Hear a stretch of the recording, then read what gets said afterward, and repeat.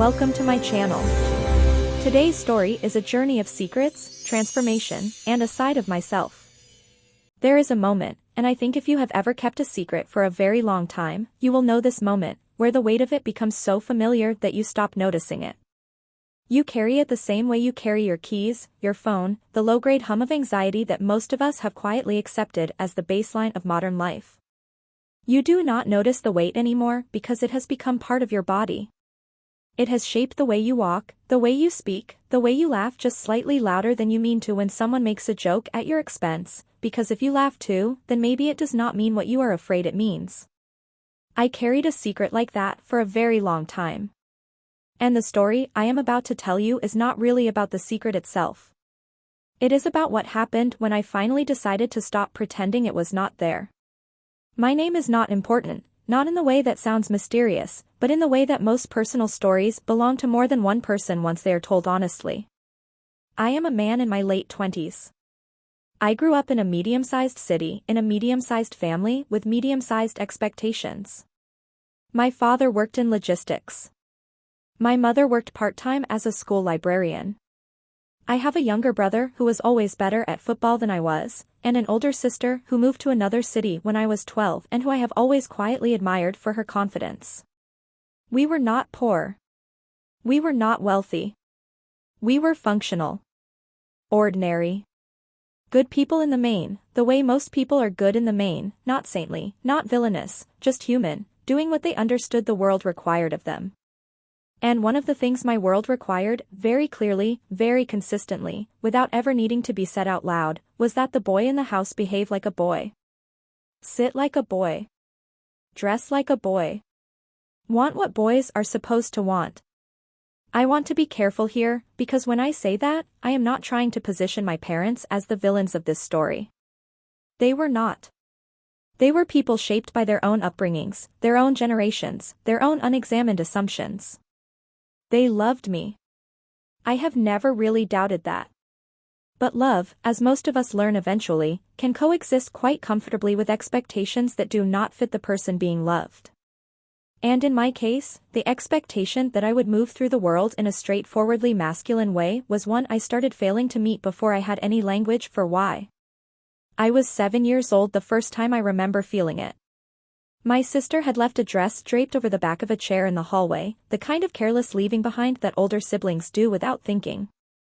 It was nothing spectacular, a dark green sundress with simple buttons down the front, completely unremarkable in every way. I do not know why I stopped in front of it. I genuinely do not. There was no conscious thought, no decision, no moment of I am going to do something now. I just reached out and touched the fabric, and then I held it up in front of myself in front of the mirror at the end of the hall, and something happened in my chest that I could not name. It was not excitement exactly, though there was something thrilling about it in the way that anything forbidden carries a kind of electric current. It was more like recognition. Like I had put on a pair of glasses I had not known I needed and the world had briefly, inexplicably, come into focus. I put the dress down immediately. My heart was hammering. I looked at myself in the mirror, small, wide-eyed, hair slightly disheveled from school, and I told myself in the stern and serious tone that children learn to adopt when they are frightened of themselves. That did not happen. I walked to my room. I did my homework. I had dinner with my family. And I spent the next 7 years or so pretending, very convincingly, that it had not happened. But the mind keeps its own records, independent of what we tell it to believe. And the years between 7 and 14 are the years when the pressure of becoming a socially legible person, a recognizable, categorizable human being, starts to build in earnest. School is the laboratory where this pressure is most intensely applied.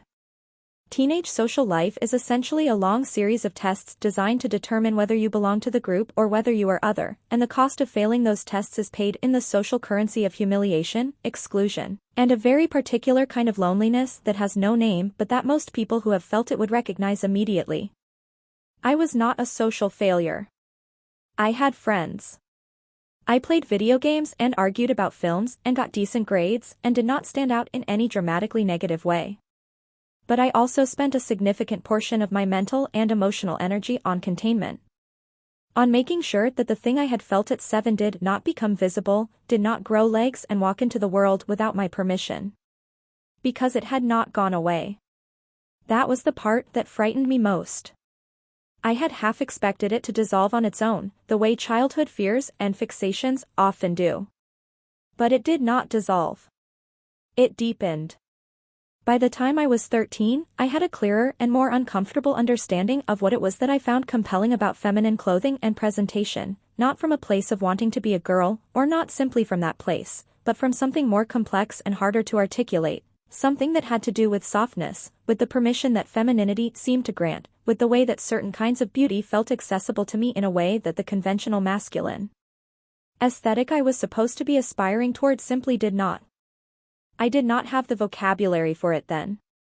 I did not know what crossdressing meant in any formal sense. I did not know that it had a name, that it had a history, that there were millions of other people in the world who had stood in front of mirrors feeling something they could not explain. I knew only that something in me was pointing in a direction that the map I had been given did not include. The first time I actually crossdressed, deliberately, privately, with intention, I was 14. My parents were out at a family gathering I had successfully begged off from, citing a history test I needed to study for. My brother was with them. I had the house to myself for 4 hours. I remember standing in the doorway of my parents' bedroom for a long time before I went in. I remember how loud the silence was. I opened my mother's wardrobe with the specific reverence of someone doing something they know they cannot take back, and I chose a blouse, navy blue, simple, loose-fitting, and a skirt that reached just below the knee. I put them on in front of her full-length mirror. And then I stood there and looked at myself for a very long time. What I felt in that moment is difficult to describe with complete accuracy, because the feelings were so layered and so contradictory that any single description would be a lie by reduction. There was something that felt like rightness, not the rightness of a final answer, but the rightness of a question finally being asked honestly. There was peace in it, briefly, the way that exhaling after holding your breath for a long time is peaceful. But underneath that, or threading through it, was fear, real, substantial fear, and beneath the fear was shame, and beneath the shame was a voice asking, what does this mean about me? Who am I if this is part of me? Does this change everything? Does this break something that cannot be fixed? I took the clothes off. I folded them carefully back into their place. I wiped down the mirror with my sleeve. I went to my room and I sat on the edge of my bed and I told myself, with the weary conviction of someone who has been lying to themselves for a long time, that I would not do it again. I did it again. Of course I did. Not immediately, not impulsively, but across the next 2 years there were moments, sparse enough that I could maintain the story of a one-time thing, a phase, something I was passing through, when, alone, I would return to that feeling. Always cautiously. Always with that cocktail of peace and fear and shame chasing each other through my chest. And always with the question waiting for me afterward, what does this mean? Here is what I did not understand then, what I wish I could go back and explain to my 14-year-old self sitting on the edge of that bed, that a behavior does not always need to be assigned a fixed identity before it can be engaged with honestly. That curiosity about gender expression is not a diagnosis. That the discomfort you feel is not a sign that something is wrong with you, it is often a sign that the categories you have been given are not wide enough to hold who you actually are. I did not know that then. I knew only the language I had inherited, which was a language designed primarily to sort, label, and contain, and which had no comfortable place for a teenage boy who found something meaningful and calming in putting on his mother's blouse and standing quietly in front of a mirror. So I did what many people do when they cannot make sense of something inside themselves. I buried it, and I became very good at being the version of myself that the world expected. I played sport. I dated girls in the shy, fumbling way of teenage boys. I developed a persona that was sociable and reasonably confident, built on a foundation of humor and intellectual energy that served as an effective enough distraction from the parts of myself I could not show. I went through the motions of growing up with genuine engagement, because growing up is not a performance you can sustain entirely without real investment. You have to actually care about your friends, your work, your relationships, and I did. The complications of my inner life did not erase the real pleasures of the life I was living. They just coexisted alongside them in a compartment I kept locked, a room inside myself where the light was always slightly off. University was, in many ways, the first time I had genuine freedom, and freedom is a complicated gift when you have spent years defining yourself by your constraints. I moved to a different city for a degree in English literature, which tells you something about the kind of person I was, someone who had learned to process emotional complexity through text, who found in novels and poems and essays a vocabulary for experiences that his own life had not yet given him words for. I found my tribe there, more or less, other bookish, slightly sideways people who cared about ideas and were at least theoretically open to complexity. I made friends. I fell in love, properly for the first time, with a woman named Clara, who had a laugh that cut through rooms and an intellectual seriousness that made me feel both challenged and understood. We were together for almost 2 years. She did not know about the locked room. I kept it locked so effectively that there were long stretches of time when I almost forgot it was there. Almost. But here is the thing about locks, they do not make you free. They just transfer the constraint from the thing being contained to the person doing the containing. And the energy required to keep something locked is energy that cannot be spent on being present, on being genuine, on being the full version of yourself with the people you love. I was with Clara and I was happy, genuinely happy in many of the ways that matter, and I was also, in some way I could not fully articulate, absent. Not dishonest in any active sense. But incomplete. There was a version of myself I never introduced her to, not because I was afraid of her specifically, but because I was afraid of myself, afraid of what it would mean, afraid of the narrative that would follow, afraid of becoming someone I did not yet know how to be. We broke up for reasons that were, on the surface, entirely practical. She was moving cities again for postgraduate work, the distance was not something either of us wanted to negotiate, and we were both at ages where the effort required to sustain a long-distance relationship felt prohibitive. It was an amicable parting, genuinely so. We still exchange occasional messages, warm and uncomplicated.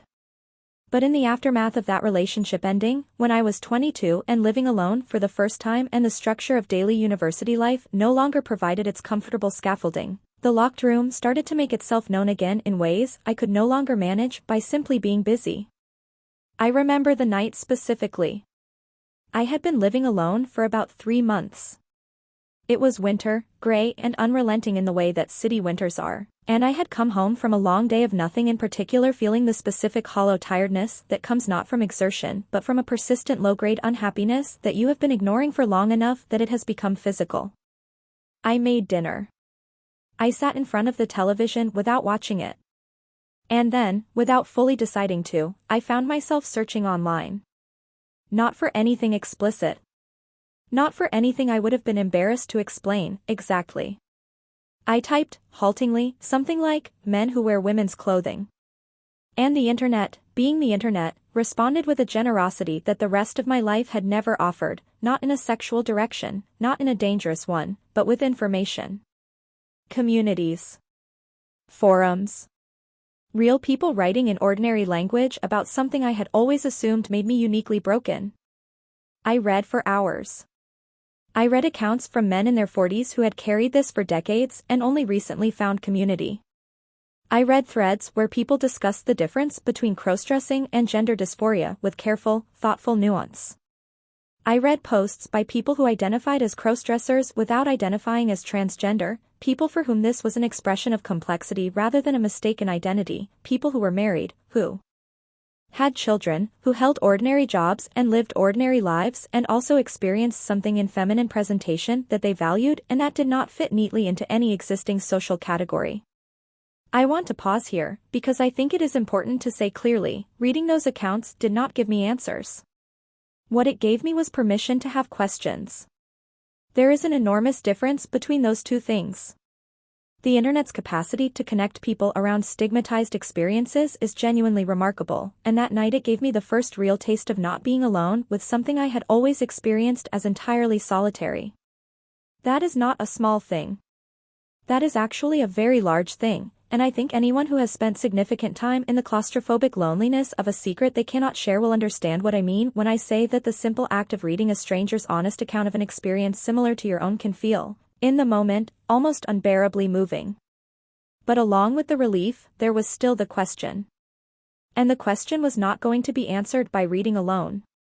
Over the following months I began, very cautiously, to be more deliberate about the exploration I had previously allowed myself only in stolen moments and immediately suppressed. I bought a few items of my own, carefully, practically, without drama. A simple blouse. A pair of fitted trousers from the women's section. A scarf in a particular shade of burgundy that I had seen in a shop window and stopped in front of without quite knowing why until I paid for it and carried it home. I spent time alone, in private, trying things on, sitting with the feelings that arose, trying to observe them with something closer to curiosity than panic. What I noticed, and what struck me as worth noting, was that the feeling I had was not primarily about appearance. It was not, at its core, about how I looked. The clothes I gravitated toward were not dramatically different from what I wore otherwise, not costumes, not performances. They were softer in texture, slightly different in cut, carrying different cultural associations, and when I wore them I felt something that I can only describe as an easing. A reduction in attention I carried so constantly that I had stopped registering it as tension. It was like the mental equivalent of a knotting a muscle you had forgotten was knotted, that reflexive surprise of oh, that was being held all along. I felt more like myself in those moments, which was the strangest and most disorienting part, not less like myself, which would have confirmed the narrative of wrongness I had inherited, but more. As though the conventional masculinity I performed in public was not a lie exactly, but an abbreviation, a condensed and somewhat compressed version of something more complete. I did not tell anyone. I was not ready. And I want to be honest about that period of not being ready, because I think it often gets skipped over in stories like this one in favor of the more narrative-satisfying moments of revelation and acceptance. The not ready period is real and it is long and it deserves its own respect. I was not hiding out of shame in the active sense, not beating myself up, not in crisis, not in the kind of acute psychological distress that I had perhaps expected this phase of self-examination to bring. I was in something more like a long and careful negotiation with myself, trying to understand the shape of something before deciding what to do with the knowledge. That is not weakness. That is actually a reasonable way to approach something complicated. What made the negotiation harder was the absence of a script. We live in a culture that has become, in the last decade or so, considerably more sophisticated in its public conversation about gender. There is more vocabulary available, more visible representation, more frameworks for understanding the spectrum of gender experience. But the cultural frameworks that exist tend towards certain narratives and away from others, and the experience I was having did not map cleanly onto any of the most visible ones. I was not, as far as I could determine, experiencing gender dysphoria in the clinical sense. I did not feel that I had been born the wrong gender, did not feel a consistent and distressing disconnect between my sense of self and my body. But I also was not someone for whom crossdressing was simply a casual hobby or a neutral preference with no deeper significance. It was something that touched something real in me, something connected to identity and expression and the sense of being known, even if being known only to myself. I was somewhere in the middle of a landscape that most maps did not bother to draw in detail. I started, tentatively, to talk to people online. Under a username I invented with no connection to my real name, on forums where this kind of conversation happened. The anonymity of it felt both protective and frustrating. I could explore, but I could not be found. And I became increasingly aware that what I wanted was not just to explore in private but to understand how this part of myself existed in relationship to other people, in the actual social world, where identity is not just something you feel inside yourself but something that is constructed and negotiated in interaction. I wanted to understand what it would mean to be seen. The dating app idea did not arrive all at once. It came gradually, assembled from a number of converging realizations over the course of about 6 months. I had been thinking, during that period, a lot about authenticity, about what it means to present yourself honestly to other people, about the gap between the self I showed the world and the self I was only willing to show in private, and about whether that gap was something I wanted to keep maintaining or whether the cost of maintaining it had become too high. I was 24 by this point. I had been carrying this particular version of myself for nearly 20 years. And I was starting to feel, not with panic but with a quiet and growing clarity, that the compartment model of selfhood, the approach of keeping the various parts of yourself separate, accessible only in controlled conditions, was not sustainable for someone who genuinely wanted intimacy. Real intimacy requires real presence. And real presence requires the willingness to be whole, even when wholeness is inconvenient or frightening or without a clear social category. The specific idea of using a dating app came from a conversation I had, still anonymously, in one of the online communities I had joined. Someone was discussing what they described as the social experiment of presenting as their full self on a dating platform, not as a gimmick, not as performance, but as a genuine attempt to understand how people received authenticity around gender expression. The conversation was thoughtful and serious, and what stayed with me most was not the experience itself, but the reason the person gave for doing it. They said that they had realized they were not afraid of being judged. They were afraid of being invisible. They were afraid of going their entire lives being known only in pieces, by people who had only ever met the edited version of them, and of never knowing whether the unedited version was something another person could receive. That framing hit me somewhere very specific. Because I recognized it. I had been afraid of being judged, that was real, and it was old, and it was not going away entirely. But the deeper fear, the one I had been slowly circling without quite arriving at, was the invisibility. The accumulated loneliness of being comprehensively misunderstood, not through malice but through incompleteness. So I decided to try. I want to be very clear about what I mean when I say I decided to try, because I think the actual reality of what I did is both more ordinary and more instructive than the framing of the video title might suggest. I created a profile on a mainstream dating app, not a niche app, not a platform specifically designed for gender nonconforming individuals, but an ordinary one that many of you have probably used or still use. I set the profile to present me honestly. I was a man, I identified as a man, and I included in my profile description an honest statement that I was a crossdresser and that this was part of who I was and how I sometimes chose to present. I included a photograph, not of me in the most dramatic or pronounced feminine presentation I could manage, but a recent, genuine photograph that showed me in clothing I actually wore, which happened to include elements most people would read as feminine, a floral shirt, a pair of earrings I had recently started wearing publicly, a particular softness in the overall image that did not try to perform masculinity in the conventional mode. I wrote a bio that was honest about my interests, books, long walks, cooking badly, asking too many questions, and that mentioned, plainly, that I was at a stage in my life of being more openly myself than I had previously been, and that I was interested in connecting with people who valued authenticity over performance. I did not approach this as a romantic experiment primarily, though I was certainly open to whatever conversations might arise. I approached it as an exercise in visibility, in presenting myself without the protective layer of anonymity I had relied on for so long, and in seeing what that actually felt like, what kind of responses it generated, what I learned from the interaction. The first thing I noticed was the fear. Not the theoretical fear that I had been managing at a distance for years, but the immediate, physical, sit-in-your-chest-and-press fear that comes from having done something irreversible. I had pressed the button. The profile was live. Somewhere out there, people who were entirely real, not avatars, not usernames, but actual people with actual lives and opinions and mouths they could use to say things about me, could see my face and read the things I had written about myself and form responses I had no control over. I sat with my phone face down on the table for almost an hour before I could bring myself to look at it again. This, I think, is worth dwelling on, because it is easy in retrospect to narrate moments of courage as though they felt clean and purposeful in the experiencing. They almost never do. The moment of doing the courageous thing usually feels, from the inside, a great deal more like nausea. The courage is not in the absence of fear but in the decision to act despite it, and the decision to act despite it is rarely accompanied by a surge of triumphant music. It is accompanied, most often, by a very quiet voice saying, "I hope this was right. I hope I know what I am doing. I think I might have to sit down." I did sit down. For a while. And then I picked up my phone.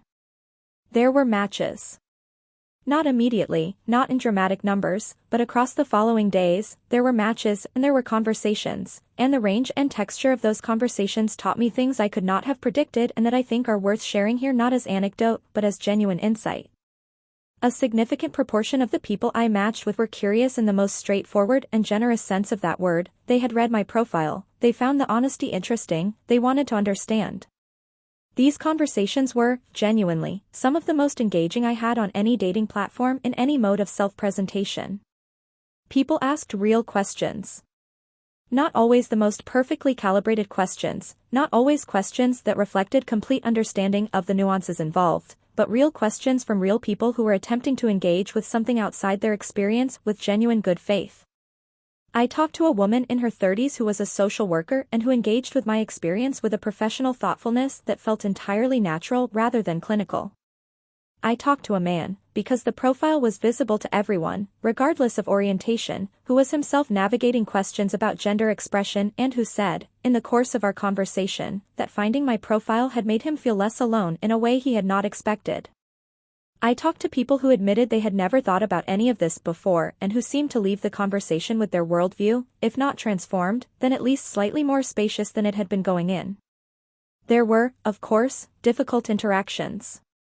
I am not going to pretend otherwise, and I think pretending otherwise would actually undermine the educational value of this telling. There were messages that were dismissive, some that were unkind, a few that were openly contemptuous.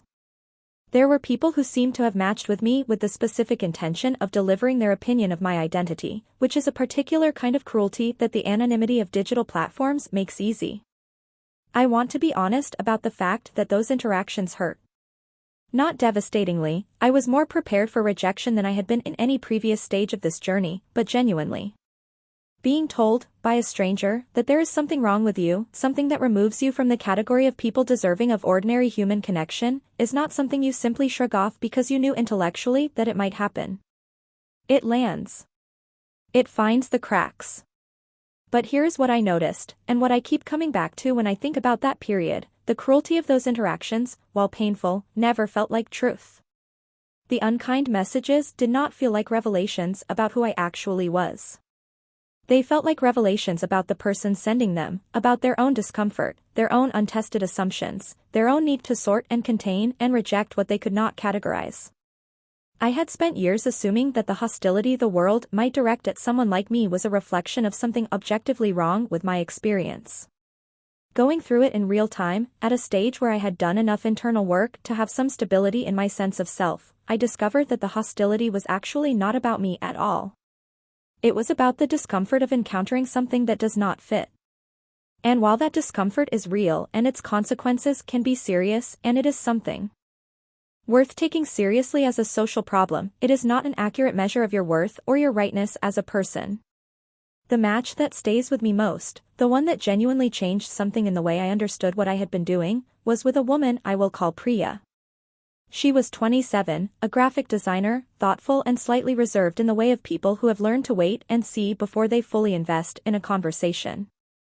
She matched without immediately messaging, which I have come to recognize as the approach of someone who takes things seriously. When she did message, it was simply to say that she appreciated that I had been honest in my profile, and that honesty was something she valued so highly in other people that she had learned to take note of it when she saw it. We talked for about 3 weeks before meeting in person. The conversations covered an enormous range of territory, work, family, books, the particular texture of loneliness in your mid-20s in a city where everyone appears to be having a more fulfilling life than you, the experience of growing up in a household with very specific expectations about who you were going to be. She had her own complicated history with parental expectation. Her parents had emigrated before she was born and carried a set of social codes that sometimes felt to her like a different language from the one she needed to speak to make sense of herself. We were mapping different territories, but with instruments calibrated to the same frequency of experience. When I met her in person, I was not, to be precise, dressed in a way that made the crossdressing aspect of my identity dramatically visible. I was dressed as I generally dressed at that point in my life, in a way that was genuinely me, which happened to include a few elements that might raise an eyebrow in a more conservative context, but which was not a performance or a test. I was just myself. She was warm and funny and direct in a way I had hoped for from the conversations, but had not been certain would translate in person. We talked for 4 hours. I walked home feeling something I recognized, with some surprise, as lightness, the specific lightness that comes from being yourself with another person and finding that they receive it without flinching. We dated for about 5 months. It did not become a long-term relationship, and that outcome has nothing to do with the crossdressing. It had to do with 2 people discovering, with genuine affection and without drama, that they wanted different things from the next phase of their lives. She wanted to move back closer to her family. I was building something in the city I was in. The parting was one of the most genuinely respectful and warm of any I have experienced, which I think says something about what is possible when a relationship is built from honest foundations rather than from the management of an image. We both knew who we had been talking to. There was nothing to untangle at the end except genuine care for each other, which is not nothing.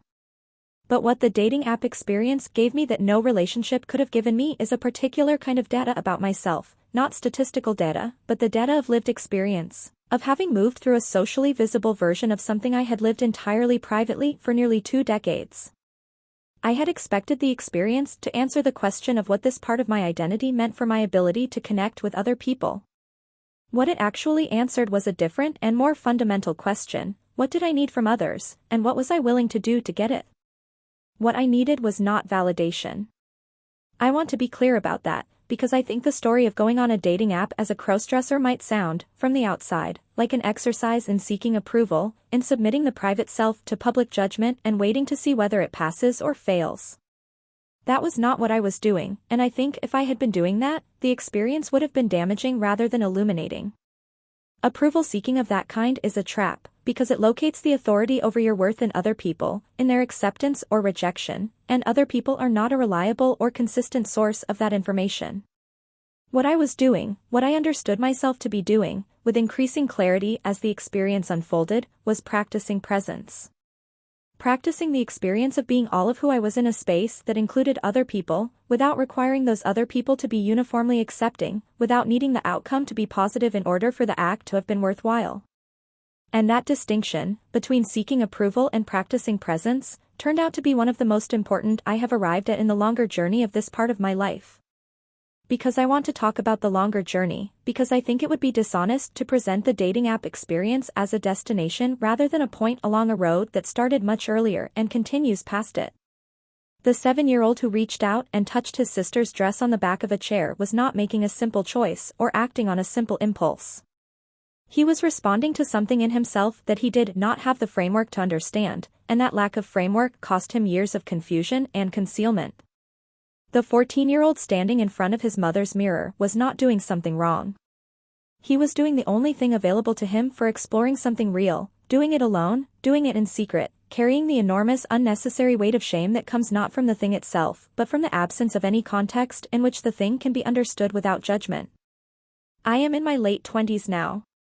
The exploration is not over, I am not sure it is ever over, for anyone, which is something that I think gets lost in narratives of self-discovery that have neat ending points. But I am in a different relationship with this aspect of my identity than I have ever been before. I am not fully out, in the social sense, not in every context, not to every person, not because I am ashamed but because I am selective, which is different. I have come to understand that selectivity about disclosure is not dishonesty. It is not the same as hiding. It is the reasonable exercise of judgment about which contexts and relationships can support which kinds of honesty. Not everyone in your life needs to know everything about you. That is not a failure of authenticity. That is a recognition that intimacy exists on a spectrum, and that the deepest kinds of sharing require the kind of trust and safety that not every relationship provides. The people who know really know, not just the edited version, are few but real. My sister knows. I told her about 2 years ago, in a phone call that lasted almost 3 hours and that moved through awkwardness and careful questions and something that eventually settled into what I can only describe as mutual recognition. She was not entirely surprised, which itself surprised me. She said, with the particular gentleness of someone choosing their words carefully, "I always felt like there was something you were holding on to. I am glad you put it down." I cried after I hung up. Not from relief exactly, though there was relief in it. More from something like grief, for the years of holding. For the boy who had so little permission to be curious about himself, for the particular kind of loneliness that does not end when the secret ends, but that takes its own time to heal. My parents do not know, not fully. This is a decision I have made deliberately and that I revisit periodically, not because I am afraid but because I am attending to the complexity. My mother is in her 60s, unwell in a way that is not immediately serious but that requires significant management, And my relationship with her is loving and important, and I am not interested in introducing a conversation that might be difficult in a way that serves my need for complete transparency more than it serves her or the relationship between us. This is a judgment call, and like all judgment calls, it is imperfect, and I do not present it as a model for anyone else. I present it as an honest account of what navigating this in the real world looks like, which is less like a clear journey toward complete openness and more like a constant recalibration of honesty, care, timing, and impact.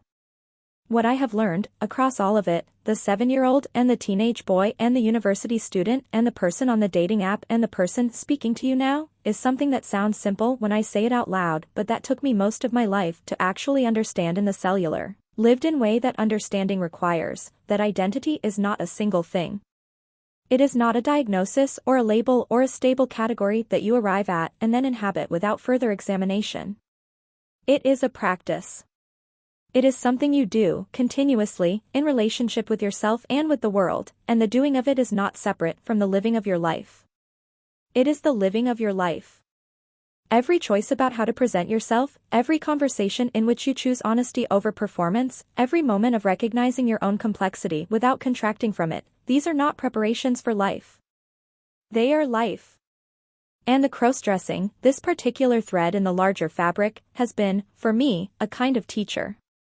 Not in a sentimental or abstracted way, but in the specific and practical way that any persistent and complex experience becomes a teacher if you are willing to learn from it rather than fight it.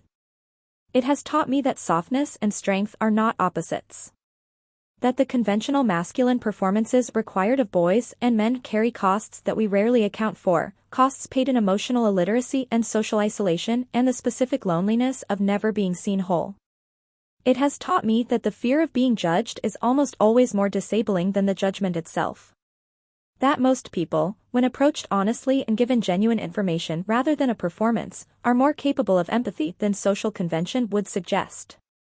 That the world is larger than the map I was given at 7, and that moving off the edges of the map is not falling, it is discovering territory that was there all along. The dating app experiment was not, in the end, about dating. It was not about finding a partner who would accept me as I am, though I remain open to that and believe it is entirely possible. It was about practicing, in a social space with real stakes, the thing I had only ever done alone, being present as myself. Being visible. Taking up space in the world as a complete and complicated person rather than a carefully assembled approximation of one. It was about learning that the moment you put down the performance, really put it down, not just modify it, but actually set it aside and show up as the genuine article, the world does not, in fact, end. Some people walk away. Some are confused. Some are unkind. But some people lean in. Some people say, oh, finally. Someone being honest. And a few of them, the right ones, say, tell me more. Those are the conversations worth having. Those are the relationships worth building. And you cannot get there by presenting a version of yourself designed to pass every test, to reassure every discomfort, to manage every possible reaction in advance. You get there by showing up. By trusting that the risk of visibility is worth the possibility of genuine connection.